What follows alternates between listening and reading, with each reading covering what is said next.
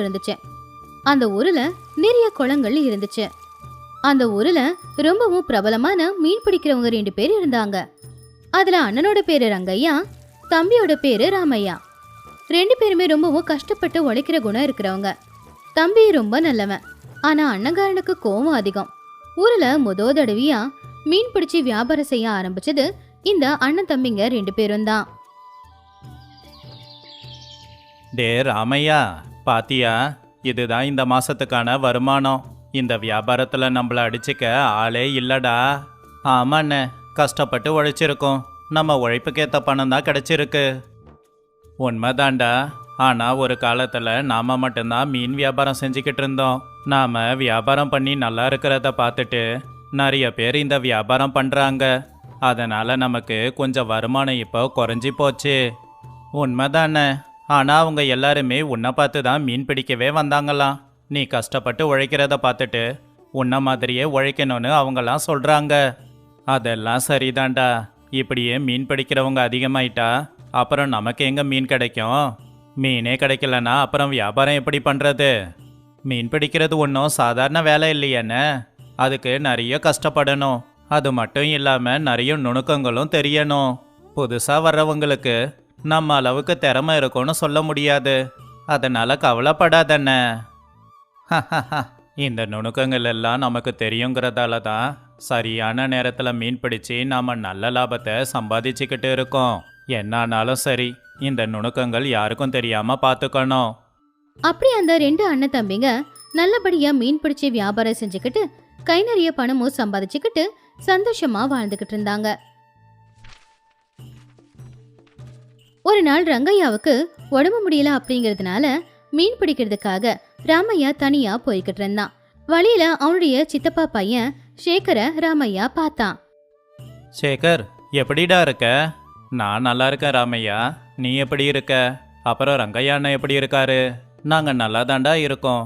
ஆமா, நீ என்ன இந்த பக்கம்? என்னன்னு சொல்ற ராமையா. உனக்கு தான் அப்பாவை பத்தி தெரியுமே. அவர் பெரிய குடிகாரரு. அது மட்டும் இல்லாம சூதாட்டத்துக்கு அடிமையானவர். சூதாட்டத்தில் வீடு வயலுன்னு எல்லாத்தையும் இழந்துட்டு எங்களை குடும்பத்தோட நடுத்தெருவுக்கு கொண்டு வந்து நிறுத்திட்டாரு. ஐயோ, எவ்வளோ பெரிய கஷ்டம் வந்திருக்குடா உனக்கு. நான் ரொம்ப கஷ்டத்தில் இருக்கேன். நீயும் அண்ணனும் இங்கே நல்லபடியாக வாழறீங்க அப்படின்னு கேள்விப்பட்டேன். அதான் நேராக வந்து உங்களை பார்த்து எதனா உதவி கேட்கலாம் அப்படின்னு வந்துக்கிட்டு இருந்தேன். நல்ல வேலையா உன்னை இங்கேயே பார்த்துட்டேன். சரி சொல்லுடா, நீ என் தம்பி ஆயிட்ட. உனக்கு என்ன உதவி வேணும்னு சொல்லு, என்னால் முடிஞ்சதை செய்யறேன். குடும்பத்தில் நாங்கள் எல்லாரும் சாப்பிட்டு 2 நாள் ஆயிடுச்சு. நீ கொஞ்சம் பணத்தை எனக்கு கடனாக கொடுக்குறியா? அந்த பணத்தை வச்சு நான் எதனா வியாபாரம் ஆரம்பிச்சுக்கிறேன். அப்படி இல்லைன்னா அந்த பணத்தை நான் வீட்டுக்கு சாப்பாட்டுக்கு கொடுத்துட்டு நான் எங்கேயாவது வேலை தேடி போகிறேன். எனக்கு பணம் கிடைச்சதும் நான் திரும்ப கொடுத்துடுவேன். என் தம்பிக்காக இந்த உதவியை கூட செய்ய மாட்டேனா? நீங்கள் கஷ்டப்படுறத என்னால் கேட்க முடியலை. சரி வா, வீட்டுக்கு போய் வயிறார சாப்பிடலாம். அதுக்கப்புறம் உனக்கு நான் பணத்தை கொடுக்கறேன் அப்படின்னு ராமையா சேகரை வீட்டுக்கு கூட்டிக்கிட்டு போய் முதல்ல அவனுக்கு வயிறார சாப்பாடு போட்டுட்டு அவன் வேணும்னு சொன்ன பணத்தை கடனா கொடுத்தான். எங்க அப்பா உங்களுக்கு பண்ண அநியாயத்தை கூட மறந்துட்டு நான் வந்து கஷ்டம்னு சொன்ன உடனே எனக்கு வயிறார சாப்பாடு போட்டு நான் கேட்ட பணத்தை கொடுத்துருக்கீங்கன்னா உங்க மனசு எனக்கு புரியுது. இந்த நன்றி கடனை நான் நிச்சயம் தீர்த்துடுவேன். ரொம்ப நன்றிண்ணே. பழசெல்லாம் யோசிக்கிறத விட மறக்கிறது ரொம்ப நல்லது. அதுவும் இல்லாம நீ என்ன வெளியாளாடா அப்படின்னு ராமையா சேகர் கிட்ட சொன்னான். ராமையா கொடுத்த பணத்தை வாங்கிக்கிட்டு சேகர் சந்தோஷமா அவனுடைய வீட்டுக்கு போனான். கொஞ்சம் நேரத்துக்கு அப்புறமா வெளியில போயிருந்த ரங்கையா அவனுடைய வீட்டுக்கு திரும்ப வந்தான். போன வேலை நல்லபடியா முடிஞ்சது. வீட்டில் நிறைய பணம் இருக்கிறது பிரச்சனை தான். அதனால நான் போய் பேங்க்ல போட்டுட்டு வந்துடுறேன்டா அப்படின்னு பீரோவை திறந்து பார்த்தா அங்க இருக்க வேண்டிய பணம் இருக்கல. என்னடா ராமையா, பீரோல இருக்க வேண்டிய பணத்தை காணோம். கொஞ்சம் பணம் மட்டும்தான் இருக்கு. நீ எதனா எடுத்தியா? அண்ணே, நான் காலையில் மீன் பிடிக்க போனேனா அப்போ நம்ம சித்தப்பாவோட புள்ள சேகர் இருக்கான்ல, அவன் என்னை வழியில் பார்த்தான்.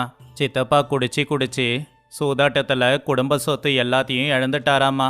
இப்போ எல்லாரும் நடுத்தெருவில் நிற்கிறாங்கன்னு சொன்னான். பசியில் கஷ்டப்படுறதா சொன்னான். அதான் தாங்கிக்க முடியலை. அதான் உதவி செய்ய பணம் கொடுத்தேன். முட்டாளாடா நீ. யாருக்கு உதவி செய்யணும், யாருக்கு உதவி செய்யக்கூடாதுன்னு கூட உனக்கு தெரியாதா? இல்லை எல்லார்கிட்டேயும் பேர் வாங்கணுன்றதுக்காக இப்படியெல்லாம் செஞ்சுக்கிட்டு இருக்கியா? இப்போ என்னாச்சுண்ணே? என்னடா என்னாச்சு? அவன் அப்பா பண்ணதை நீ வேணும்னா மறந்துருக்கலாம், ஆனால் என்னால் மறக்க முடியாது. நாம் அவ்வளோ கஷ்டப்படும்போது அவன் என்னன்னு வந்து நம்மளை பார்த்தானா? இப்போ எதுக்குன்னு அதெல்லாம் நினச்சிக்கிட்டு? வாயை மூடுடா. அவன் நம்மளை மனுஷங்கன்னாவது மதிச்சானா? அப்பா அம்மா இல்லாத அனாதை பசங்கன்னு அவன் கொஞ்சம் கூட இரக்கம் காமிக்கல. நாம உதவி கேட்டு போனப்ப துரத்தி தானே விட்டான். நம்மள அந்த ஊர்லயாவது இருக்க விட்டானா? அந்த ஊரை விட்டே நம்மளை துரத்தி விடல. அதுக்கப்புறம் நான் தான் கஷ்டப்பட்டு உன்னை படிக்க வச்சேன்டா. அதுக்கப்புறம் நாம கொஞ்சம் கொஞ்சமா இதோ இந்த நிலைமைக்கு வந்திருக்கோம். அன்னைக்கு நீ என்னை படிக்க வச்சதால தான் நான் இன்னைக்கு இந்த கணக்கு வழக்கெல்லாம் பார்த்துக்கிறேன்ன. இன்னைக்கு நாம இந்த நிலமையில இருக்கிறதுக்கு காரணம் நீ தானே. நான் இல்லைன்னு சொல்லலை, ஆனால் என்ன இருந்தாலும் அவனும் நம்ம தம்பி தானே. அவன் அப்பா பண்ணதையே நாமளும் எப்படி திரும்ப பண்ணுறது? அதனால தானே அவனுக்கு நான் உதவி செஞ்சு அனுப்பி வச்சேன். 2 பேரும் ஒன்றா தானே இருக்கோம், ஒன்றா தானே வேலை செஞ்சு சம்பாதிக்கிறோம். அப்படி இருக்கும்போது அவனுக்கு நீ உதவி செய்யணும்னு நினச்ச அப்படின்னா என்கிட்ட ஒரு வார்த்தை சொல்லியிருக்கணும்ல. உதவி தானே அப்படின்னு செஞ்சிட்டேன்னு. நீ இவ்வளோ கோவப்படுவேன்னு எனக்கு தெரியாது. நீ எதுவும் சொல்ல மாட்டேன்னு நினச்சேன். கோவப்படாமல் வேற என்ன பண்ண சொல்கிற? இந்த உறவுங்களே வேணான்னு ஒதுங்கி இருக்கும்போது அவங்களுக்கு நீ உதவி பண்ணுறியா? அண்ணே, சித்தப்பா நமக்கு அநியாயம் பண்ணது உண்மைதான். ஆனால் சேகர் ரொம்ப பாவம் இல்லைன்னு. அவன் கஷ்டப்படும்போது நாம் உதவி செய்யலைன்னா எப்படின்னு? சேகருக்காகவாவது நீ கொஞ்சம் விட்டு கொடுண்ணே. ஓஹோ, எனக்கே புத்தி சொல்கிற அளவுக்கு நீ வளர்ந்துட்டியா? உன்னை கஷ்டப்பட்டு வளர்த்து வேலையெல்லாம் கற்றுக் கொடுத்து ஆளாக்கணல்ல, அதான் சொல்கிற. அப்படி இல்லைண்ணே. வாயை மூடு. உன்னை நான் படிக்க வச்சிருக்கேன், வியாபாரத்தையும் கற்றுக் கொடுத்துருக்கேன், நுணுக்கங்களும் உனக்கு தெரியும். இந்த வீடும் நம்ம 2 பேருக்கும் சொந்தம்தான். இனிமே உன் வழியை நீ பார்த்துக்கோ. இனி நீயும் நானும் ஒன்றும் இல்லை, வேற வேற. அப்படின்னு சொல்லி ரங்கையா கோவமா போயிட்டான். 1 மாசமும் ஆச்சு. தான் அண்ணன் தான் கூட இல்லைங்கிறதுனால ராமையாவால சரியா எந்த வேலைகளையும் செய்ய முடியல. அவனுடைய அண்ணன் ரொம்ப சுலபமா செய்யற சில வேலைகள் எல்லாமே ராமையாவுக்கு ரொம்பவும் கஷ்டமா இருந்துச்சு. சரியா அவனால மீனுங்களை பிடிக்கவும் முடியல, அதனால அவனால சரியா சம்பாதிக்கவும் முடியல. இப்படி இருக்கும்போது மறுபடியும் ஒரு நாள் அவன் சேகரை பார்த்தான். ராமையா, நல்லா இருக்கியா? நல்லா இருக்கேன் சேகர். ஆமாம், நீ இப்போ எப்படி இருக்க? நல்லா இருக்கேன் ராமையா. நீ கொடுத்த பணத்தை வச்சு ஒரு வியாபாரம் ஆரம்பித்தேன். வீட்டு செலவு போக கொஞ்சம் பணத்தை மிச்சம் பண்ணி எடுத்து வச்சேன். அந்த பணத்தை உனக்கு கொடுக்க தான் நான் வந்துக்கிட்டு இருந்தேன். ரொம்ப சந்தோஷம்டா. என்னாச்சு ராமையா, ரொம்ப கவலையாக இருக்கிற மாதிரி இருக்க? எதுனா பிரச்சனையா? உனக்கு தெரியும்ல, சின்ன வயசில் உங்கள் அப்பா எங்களுக்கு அநியாயம் பண்ணாரு. அண்ணனுக்கு அந்த கோபம் போகவே இல்லை. அப்படிப்பட்டவர் பிள்ளைக்கு உதவி செஞ்சியான்னு கோவப்பட்டுட்டாரு. என்னை தனியாக விட்டுட்டாரு. அண்ணன் இல்லாமல் என்னால் எதையும் சரியாக செய்ய முடியலை. ஐயோ, இதெல்லாம் என்னால் தான். பேசாமல் நான் ஒரு யோசனை சொல்லவா? என்ன யோசனை? இந்த ஊரில் நிறைய பேர் மீன் இறான்னு பிடிச்சி விற்றுக்கிட்டு இருக்காங்க. அதனால் நீ கம்மியாக மீன் பிடிக்கும்போது உனக்கு வியாபாரம் நடக்காது. ஒன்று பண்ணு, எங்கள் ஊரில் ஒரு பெரிய ஆறு இருக்கு. அந்த ஆற்றுல நிறைய நண்டுங்க இருக்கு. மீன் பிடிக்கிறத விட நண்டுங்க பிடிக்கிறது சுலபந்தான். அதுவும் இல்லாமல் நிறைய விலைக்கு விற்கலாம். உண்மைதான் இல்லை?